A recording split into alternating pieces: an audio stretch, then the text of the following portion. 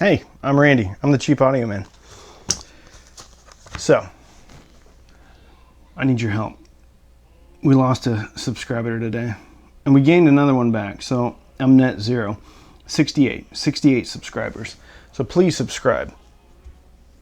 Please. You're going to find value. I guarantee it. And that leads me into my initial impressions of the Sony Core 5 series.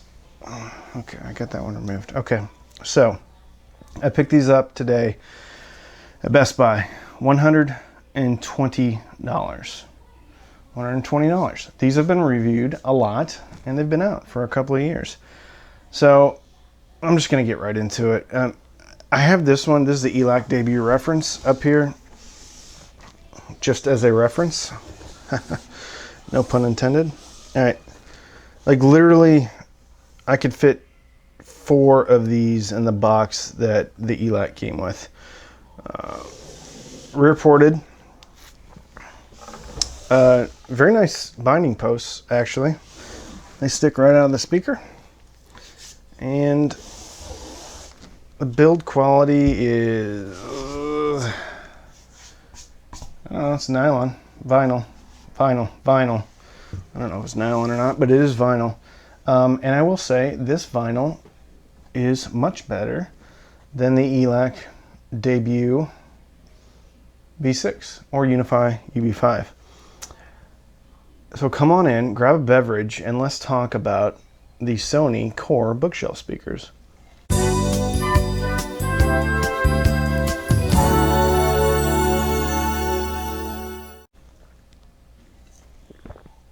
Okay. So what do they look like? First, they're 3-way. Actually, they're kind of like a 2.5-way. So they have a little driver. We're going to measure this. What are we at? That's like a 4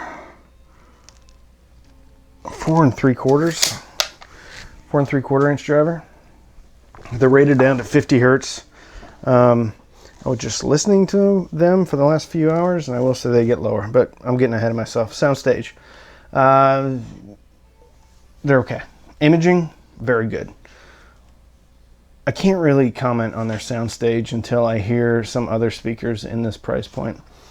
Build quality, we talked about that. It's very good for a $120 speaker. I've got nothing to complain about. All right. I'm not going to do my little transitions. We're just going to go right into the sound. Treble. Very good. I'm just going to cut to it. This speaker is kind of blowing me away. Like, it's making me rethink not everything. It's just that good. It's flipping ridiculously good for $120. I know there's I would love to get the UB, or not the UB, the Mica RB42s in to kind of compare it, but it's incredible. Treble's great. It's not too bright. It's a little bit on the shimmery side. I listened to it on my Emotiva TA100, and I also listened to it on a little Fozzy Audio Class D.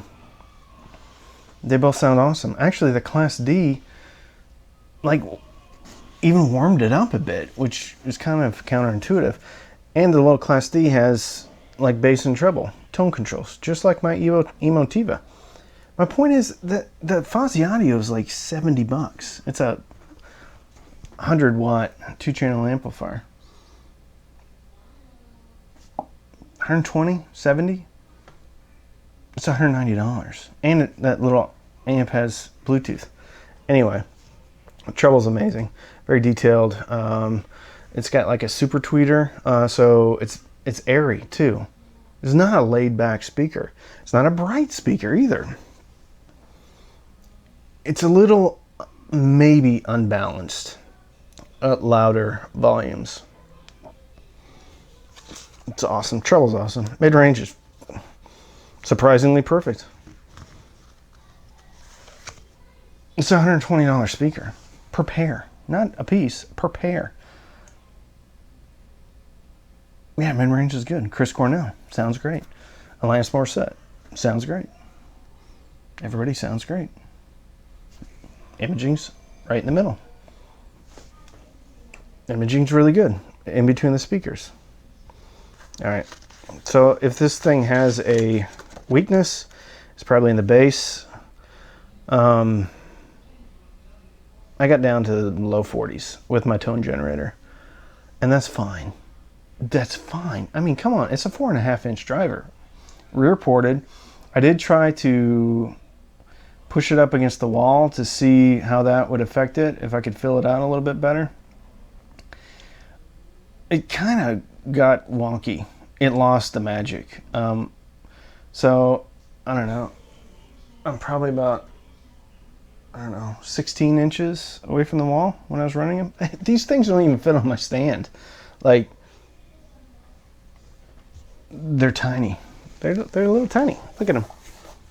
They're tiny. It's about the size of a shoebox.